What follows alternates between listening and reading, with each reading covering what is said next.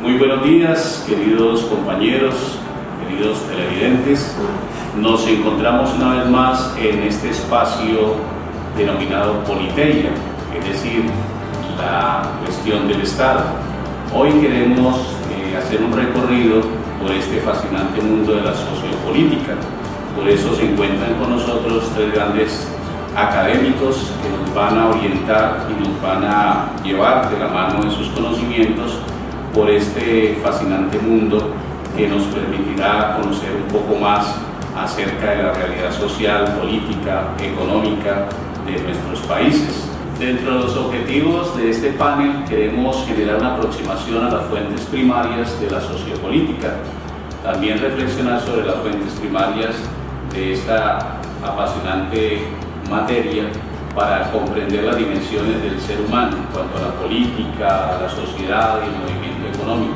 Hemos invitado a tres grandes académicos que nos van a hablar de este proceso. Tenemos al compañero Freddy Calderón, quien nos va a hablar sobre el desarrollo político y económico. Tenemos también a nuestro académico Jorge Sarmiento, que nos va a hacer la disertación sobre la globalización. Y en tercer momento tenemos a Elisair Maldonado, quien nos va a ilustrar sobre la autoridad y el autoritarismo. Entonces invitamos al amable auditorio a que estemos pendientes para que vayamos tomando atenta nota a fin de que al final de las intervenciones puedan hacer sus preguntas y con mucho gusto pues podamos dar respuesta. En primer momento, dar las gracias a cada uno de los participantes. Iniciamos con nuestro compañero Freddy Calderón, quien nos va a hablar del desarrollo político y económico. Muy buenos días. Durante más de 5 décadas, los países más avanzados han venido impulsando programas, políticas para promover el desarrollo económico, social, cultural, animando la inversión del capital humano y disminuir las necesidades básicas insatisfechas. De ahí el filósofo Jonathan Wolff dice que la filosofía política tan solo existen dos grandes preguntas: ¿sigue qué? ¿Por qué? ¿Y quién lo dice? ¿Para qué? La primera pregunta hace referencia a la adquisición de los bienes materiales, derechos y libertades que tienen los individuos, personas y sociedad en general. La segunda es concerniente al poder político. Según John Locke, definió el poder político como el derecho de aprobar las leyes y sancionarlas mediante pena capital y por consiguiente mediante todas las demás personas inferiores. En otras palabras, es la capacidad desarrollada que tienen los seres humanos en interacción con otros para asumir un compromiso solidario y comunitario para la construcción de una sociedad justa, participativa y equitativa. Muy bien, Freddy, de acuerdo a lo anterior, teniendo en cuenta su postura y el teórico Jonathan Wolff, entonces, ¿por qué es necesario definir las políticas para tener una sociedad enmarcada dentro de la justicia y una participación más equitativa? Ahí podemos responder la segunda pregunta: ¿quién lo dice? ¿Para qué? Para construir una sociedad participativa, justa y equitativa, profesor Ramón. Hace unos años atrás, un líder de la Banca Mundial en Colombia, todas sus preguntas con referente al financiamiento externo, política macroeconómica o alta economía, las respuestas por parte de los líderes eran si está en el COMPES, lo que diga el COMPES, todo con referente al COMPES. Y pues él, por no quedar ignorante, por decir, uy, ¿quién será el COMPES? No se atrevía a preguntar. Y él, antes de partir, le dijo a los líderes: por favor, quiero que me presenten el COMPES. Quedó extrañado porque en una sesión de 2 horas le explicaron qué era el COMPES. Pues el COMPES es el Consejo Nacional de Política Económica y Social, que da los lineamientos sobre el manejo económico y desarrollo social, ambiental, cultural, que coordina todos los planes de la inversión pública, el presupuesto nacional, el crédito y la cooperación internacional, y la implementación pues corresponde desde el nivel nacional, departamental y municipal. A través de la última década, el otro de los grandes avances ha sido las tecnologías de la información y las comunicaciones. Por eso es necesario tener hoy en día, hablar de la política del Big Data, que es un derrotero en materia del aprovechamiento de los datos. Esta política lo que busca generar es un valor social y económico para mirar los datos digitales, su cultura, el capital humano y mirar todo el concepto del marco jurídico, ético e institucional. Entonces podemos concluir que en el desarrollo que ha tenido en la parte económica, social y cultural, nos lo ha dado este gran derrotero que es el famoso COMPES, que nos define las políticas públicas que maneja el Estado colombiano. Ahora tenemos como invitado a nuestro compañero Jorge. Ahorita es mucho lo que se ha hablado acerca de las bondades y la problemática acerca de la globalización, cómo ha impactado de manera positiva y algunos que la han satanizado. Cuéntenos a través de sus estudios, a través de sus reflexiones, cómo es el proceso de globalización. Debemos entender la globalización como un proceso en el que las economías de los mercados apoyados en el desarrollo de las tecnologías adquieren una dimensión mundial, de modo que dependen cada vez más de los mercados externos y menos de la acción reguladora de los gobiernos. Entonces, como haciendo un rastreo, Jorge, ¿qué nos puedes decir acerca de cuál es el punto de partida de un mundo globalizado?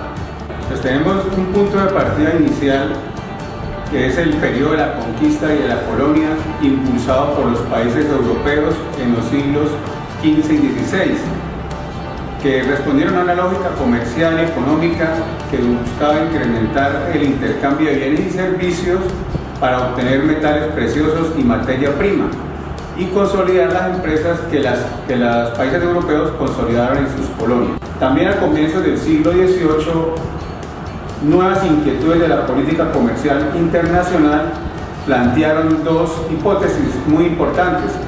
La primera, la de David Hume, que cuestionó la visión de que un país pudiera acumular metales preciosos, como lo venían haciendo los países europeos. Otro teórico, Adam Smith, planteó que la riqueza de una nación radicaba en su capacidad productiva, es decir, en la producción de bienes y servicios y no en la tenencia ni acumulación de metales preciosos. Es decir, Jorge, que el tema de la globalización ha venido cambiando a lo largo de la historia y es muy importante destacar acá este punto. ¿Por qué? Porque, como decíamos, hay unas falsas interpretaciones y hay una desviación de lo que es el concepto histórico de este gran tema como es la globalización. Esos referentes teóricos y ese intercambio comercial hacen que en la actualidad una persona puede despertarse con alarma de un reloj suizo, ponerse unos pantalones hechos en la China, colocarse unos zapatos fabricados en Corea, un computador ensamblado en los Estados Unidos, ver una película filmada en Francia y comer una hamburguesa o una franquicia americana. Entonces, ¿cuáles son los países con mayores niveles de globalización en el mundo? En el último cálculo que se hizo de este índice, los primeros lugares fueron para Singapur, Irlanda, Suiza, Estados Unidos y Holanda. Y los últimos lugares fueron para Indonesia, India e Irán. Singapur ocupa el primer lugar gracias al fuerte desarrollo comercial que ha tenido durante décadas con el resto del mundo y a las medidas económicas tomadas por su gobierno y a la suscripción de acuerdos de libre comercio que firmó con los Estados Unidos.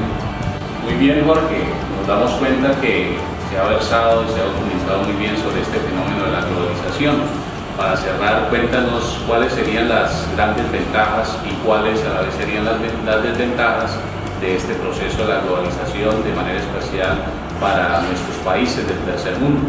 Dentro de las ventajas tenemos que se disminuyen los costos de producción y por lo tanto se ofrecen productos a menores precios. Se aumenta el empleo en los lugares donde llegan las multinacionales, especialmente en los países subdesarrollados. y se descubren y se implementan mejores tecnologías que ayudan a la producción y a la rapidez de las transacciones electrónicas. Dentro de las desventajas tenemos que se aumenta la desigualdad económica entre los países desarrollados y los subdesarrollados debido a la concentración de capital. Los países desarrollados aumentará el desempleo y la pobreza porque las multinacionales emigran en busca de mano de obra y materia prima barata. Y una muy importante en la parte económica es la fuga de capitales, porque las multinacionales al retirarse de un país se van a otro que le ofrece mejores ventajas de producción. Muy bien, y así vamos recorriendo y vamos avanzando en estos grandes avatares de la sociopolítica. Tenemos como tercer invitado a nuestro compañero y amigo Elisaid Maldonado. En la primera instancia comenzaremos por dar a conocer el origen y la evolución de la autoridad.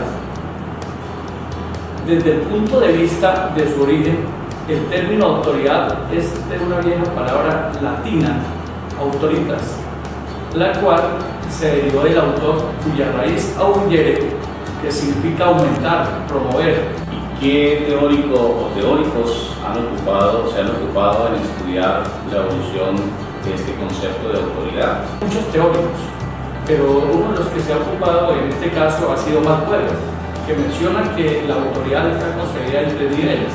El primero es tradicional, segundo racional, legal y en el tercero carismática.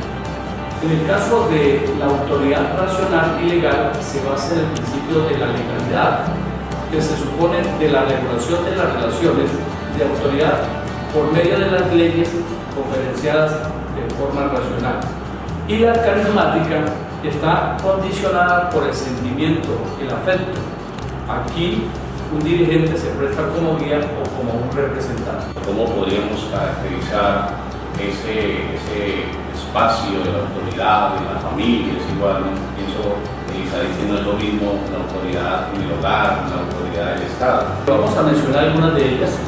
En este caso, que ejerce debe reunir requisitos especiales, que debe ser emanado por una ley o un reglamento, que le genere potestad para gobernar y dirigir, que tenga un poder absoluto, que el límite lo establece la ley.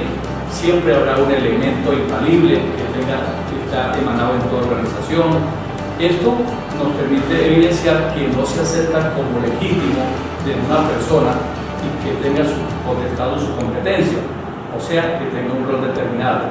La autoridad es para mandatos concretos, con límites y contenidos específicos, que no se discute la legitimidad de la persona que ejerce la autoridad. Estas son algunas de las características más relevantes.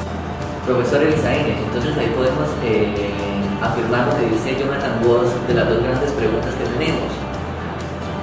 ¿Quién consigue qué y quién lo dice? Ahí podemos hablar de la autoridad y del autoritarismo.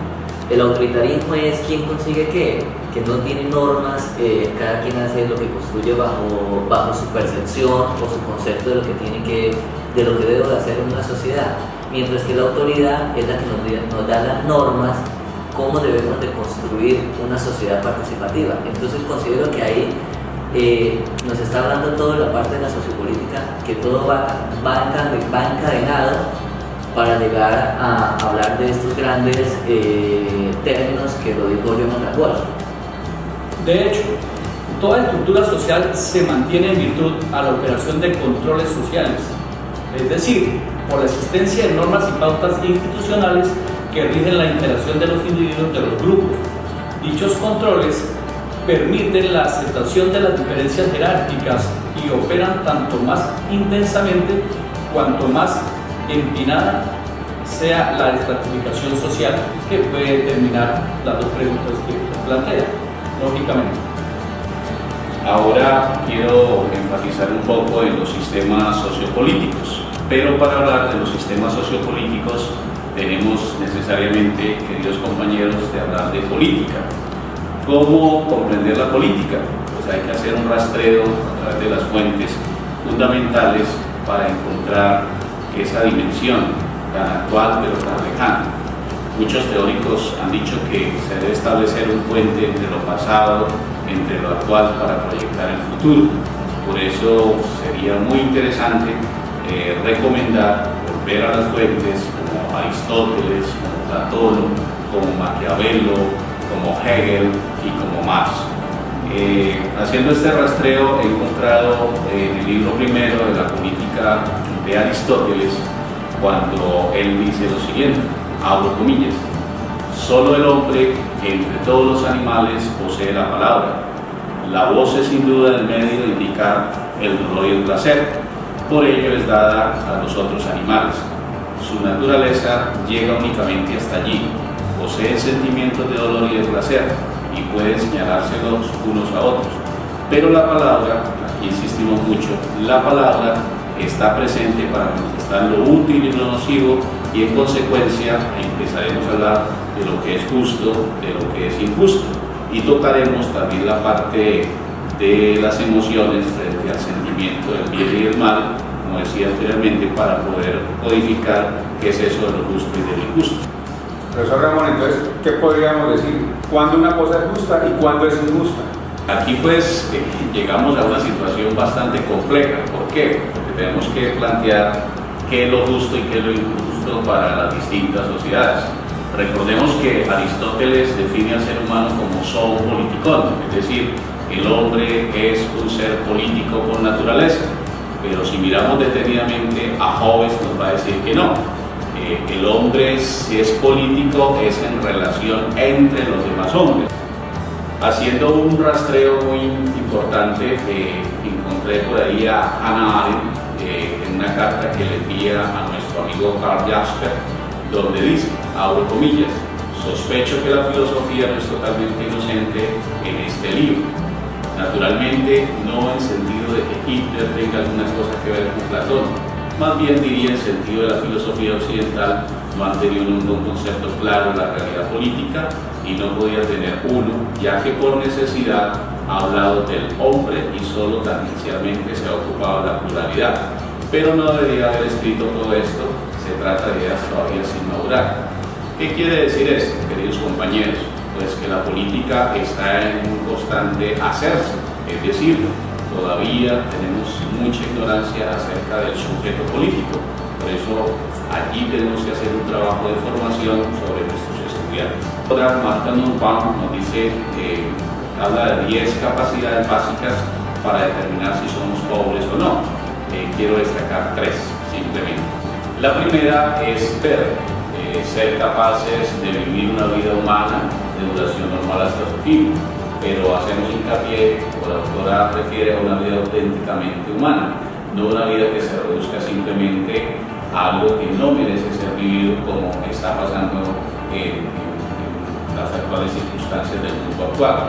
Y un segundo referente es la salud corporal, que seamos capaces de gozar de buena salud, que se incluya también la salud reproductiva y estar adecuadamente alimentado. Y también quiero tomar los sentidos, la imaginación y el pensamiento, que seamos capaces de utilizar los sentidos de imaginar, pensar y razonar y de poder hacer las cosas de una manera distinta. Pero esa manera distinta tiene que conectar a que sea una acción auténticamente humana, es decir, cultivada gracias a la educación, y que esa educación no solamente sea busque alfabetizar, sino que también sea una formación competente desde las ciencias naturales, la matemática y las competencias ciudadanas. Muy bien, y de esta manera vamos generando el cierre de nuestra presentación. Agradecer a nuestros compañeros que han hecho un esfuerzo para conceptualizar y tener la visión de los teóricos. Pero falta la parte más importante, es la participación de ustedes, queridos compañeros. Por eso les invitamos, ya sea a nivel general, a realizar las preguntas para el grupo o de manera individual, de acuerdo a las temáticas o las dimensiones que cada uno de nuestros compañeros han abordado. De igual manera, pues invitarlos a que sigan en nuestra sintonía. Recordemos este espacio que hemos denominado Politeia, es decir, aquello que nos toca lo público, lo social, las dimensiones políticas y económicas y sobre todo lo más importante es la dignificación y la humanización del ser humano. Muchísimas gracias. Entonces damos paso al auditorio, para que genere las preguntas